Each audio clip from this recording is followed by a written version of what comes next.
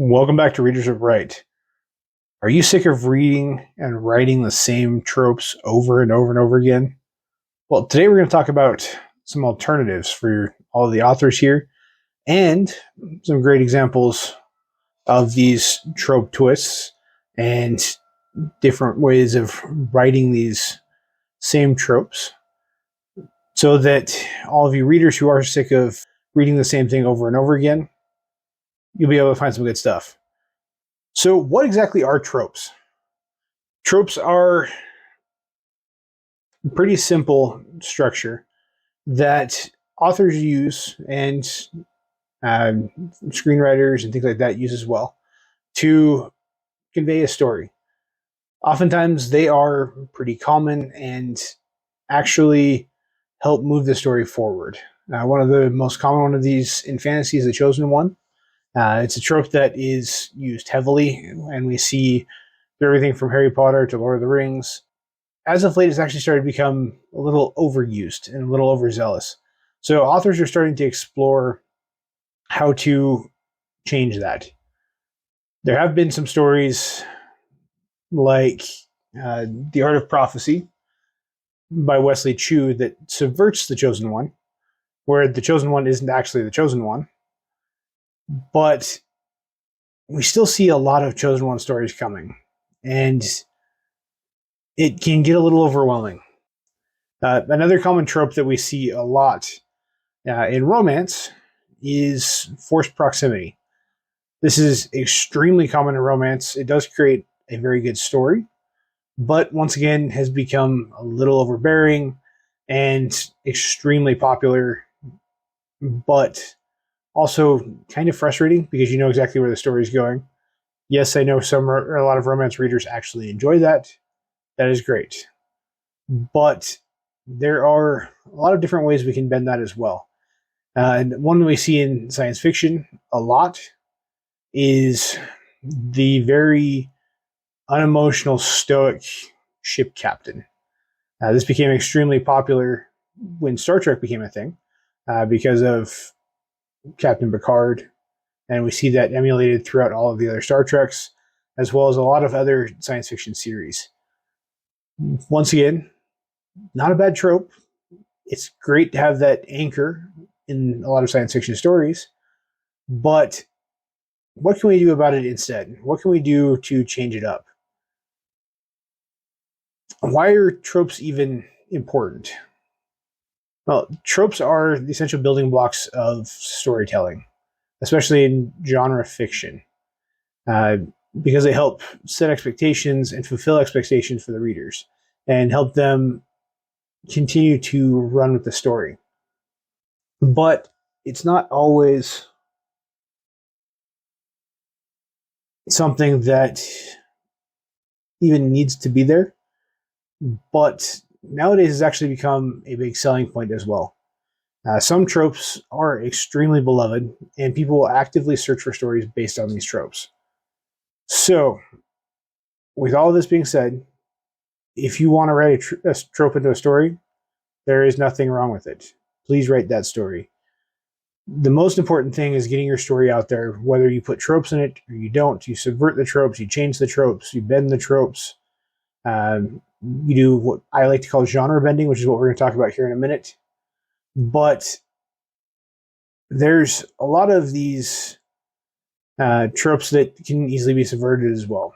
One of these, like I said, one of my favorite Chosen One subversions is The Art of Prophecy by Wesley Chu. You can kind of see it right over my shoulder. But there are several other subversions of tropes that were fantastically done.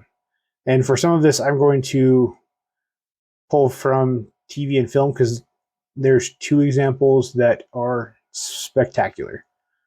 One of my favorites is Avatar: The Last Airbender. You have a few subverted tropes. Yes, you have the Chosen One. That is a standard trope. But you don't have the old wise mentor. And you don't have the big burly beefcake of a guy whose job is to protect the Chosen One. You don't have your Aragorn per se. Technically, you kind of do later on. He turns into one.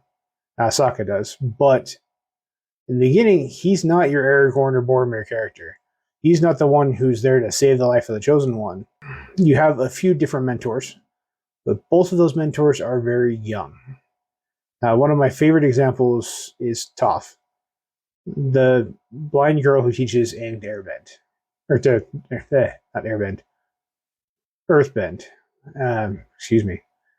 And she is the exact opposite of the old, wise, wizened mentor. And that, for me, is one of the best examples of trope subversion that I have seen, period. It literally takes every bit of that stereotype or that trope and flips it on its head. It's not an old wizened male, it's a young, inexperienced girl. On top of that, she's blind, she's arrogant, and she talks a lot. Instead of being the well-mannered, wise warrior or wizard or anything like that is there to teach them and die. Another great example of combining and subverting tropes is Star Wars. My favorites are in the original series, or in the original trilogy, so we will stick with those for now, because they are very easy to spot and very easy to talk about. Luke is the Chosen One. He is a standard Chosen One trope. There are a few minor twists with his story that make him a little bit different than the Chosen One, because he's not really the Chosen One. There's a lot of debate over who actually is the Chosen One in Star Wars, but he is the Chosen One role. He is the Chosen One trope, especially in Episode 4. His job is to go find and save the princess and save the world. You have Obi-Wan Kenobi, who is the old wise mentor. He fits that trope perfectly, and he is what you expect with that. Now, next we have a few other genre tropes that are true about fantasy, but once again, this is a science fiction series. So we're taking fantasy tropes and sticking them in science fiction. You have Han, who's the reluctant hero. Another pretty common trope in fantasy, not really seen in science fiction. You do see a few of these reluctant characters. You see it with Starbuck in Battlestar Galactica. But the reluctant hero isn't typically your sci-fi protagonist or one of your main characters in a science fiction story. Typically, your main characters are all duty-bound and driven. You're not going to get the reluctant scoundrel or the reluctant person who doesn't want to participate. You do get that with Han Solo. Next, you actually get a romance trope with some of these characters, with Han and Leia. Han and Leia are put in a forced proximity relationship throughout the first two movies, and it grows into a budding relationship and a marriage if you include some of the books that have come since then. I actually don't know if I own that book yet. Nope, yeah, I do. The Princess and the Scoundrel. Great book. But you do have that forced proximity, which is a strong romance trope that George Lucas has brought into the story. And now you actually have a couple subversions as well.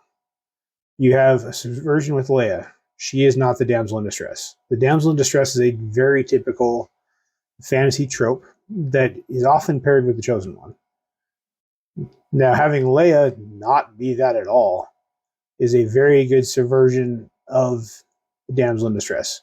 Well, technically, she kind of falls in that category because they have to save her. She's the one who escapes. She's the one who actually basically makes the escape really happen instead of what Han and Luke actually had planned, and pulls off most of it. She's the driving force behind the trio. The next subversion is a less obvious one. The typical trope for the big bad evil guy is to be present throughout the series and to actually be a major role player in everything that's happening. In the original series, the technical big bad evil guy is the Emperor, but he does not actually meet that. The big bad evil guy is framed in episodes 4 and 5 is Darth Vader, and he's the one who they're actively fighting against. So it's a partial subversion of that trope as well. So, what are we talking about when it comes to genre bending tropes? Genre bending tropes are actually some examples I already gave, where you take a trope from one very disparate genre and insert it into another one. So what kind of stuff are we talking about with it? What are some good examples of it? A few of these I'm going to have story examples for, a few I'm not. So stick with me. I'm going to go through the ones that I don't have good examples for, mostly because I don't read those genres as much. But could be interesting stories. So, like usual with writing tips or minor story suggestions, I do not claim these. If these inspire a story, please write them. And if you write it, let me know in the comments below. And don't forget to like and subscribe. And if you do, ring that little bell so that you get notified anytime we have some new stuff coming up. We have a lot of really cool ideas and topics we're going to be discussing over the next couple of weeks. So, one of my favorites that I would really love to see in romance is a chosen one trope. We don't see this in romance very often. The only one I can think of that even kind of comes close to a chosen one trope would be the Twilight series. Bella is kind of a chosen one. She brings unity and hope to them for the first time. So it's kind of a chosen one. It'd be a little bit of a stretch to call it a true chosen one, but putting a chosen one plot arc in a romance novel could be fascinating.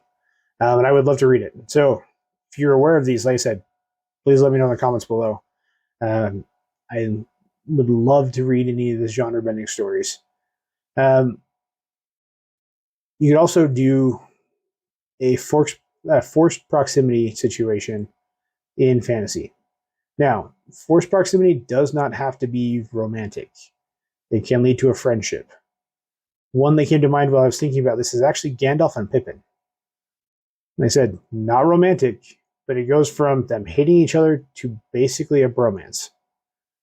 And it's really interesting to see how that relationship develops from the brilliant, all-powerful wizard and probably the least useful character in the entire fellowship to becoming a companionship that actually saves a lot of Gondor because both of them were there.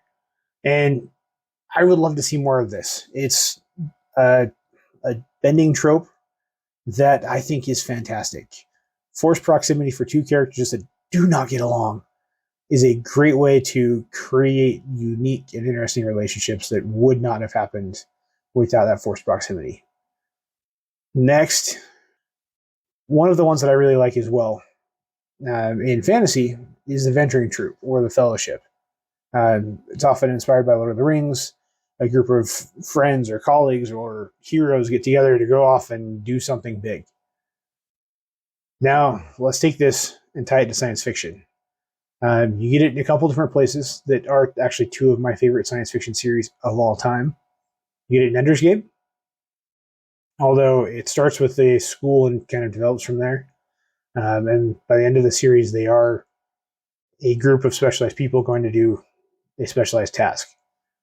The next is actually one of my more recent favorites. It's Expeditionary Force by Craig Allenson. The group is literally called the Merry Band of Pirates, and they're off saving the universe without people knowing. It is a spectacular series. It's a long series, but it is a spectacular series. It's actually one of the series that I recommend heavily in audiobook as well. R.C. Bray does a fantastic job in that audiobook.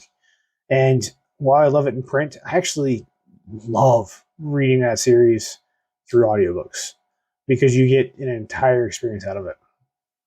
So these are just some examples of some really cool genre bending that is done by a lot of different authors. And in some cases, TV and film. We are seeing a lot more of this, but it's an easy way to take your story to the next level and create expectations for your readers without creating too obvious of an expectation for your readers. So if you like this, don't forget to like and subscribe, and stay tuned for more stuff coming. We've got a lot of really cool topics to cover, and I'll see you next week.